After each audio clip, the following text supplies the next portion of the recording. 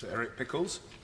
And could I also be associated with the very moving words of my honourable friend with regard to our late colleague Joe Cox.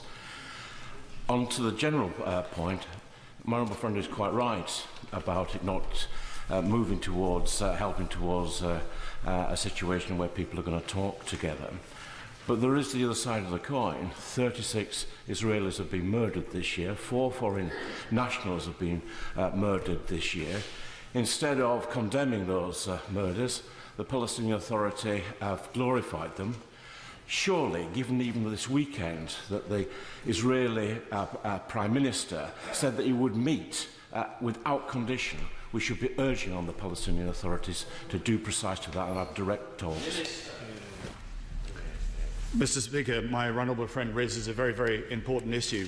We raise these matters and discuss these at Foreign Office questions on a regular basis.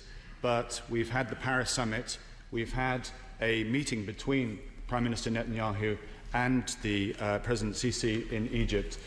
We are now seeing this come back onto the agenda. The concern I had, and I raised this at the Paris summit, is that with all the other distractions and concerns that we have in the Middle East, we'd lost sight of something that needs to be resolved. And my honourable friend makes an important point that the actions of the Palestinians do not go unnoticed, and we require the leadership of President Abbas to make sure he makes it very, very clear that these actions must be condemned. Sarah Champion. As well as the demolition of Palestinian homes in the West Bank, Israel continues to arrest and detain Palestinian children in Israel and the occupied Palestinian territories. G4S, when providing services to Israeli military checkpoints and prisons, have been found by the UK national contact point for the OECD guidelines to be in breach of their fundamental human rights obligations. Will the Minister join me in calling for G4S to withdraw fully from its relevant contracts with the Israeli state agencies?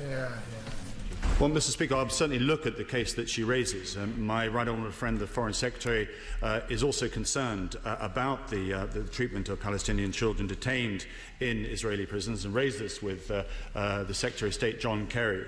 I also raised it myself on my recent visit to Israel. We've done some work, indeed invested some funds to make sure that we can make sure that the children are looked after in the best possible way.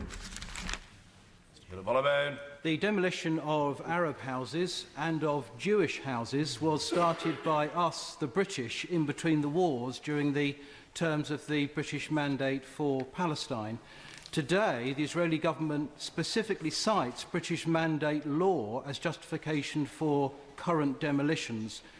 Has the Minister had conversations with his Israeli counterparts as to the legitimacy of using British Mandate law today?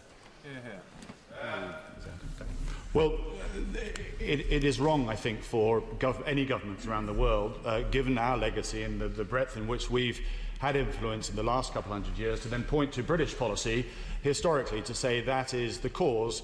All laws can be updated. There is a responsibility for both sides to come together and resolve this matter for the long term.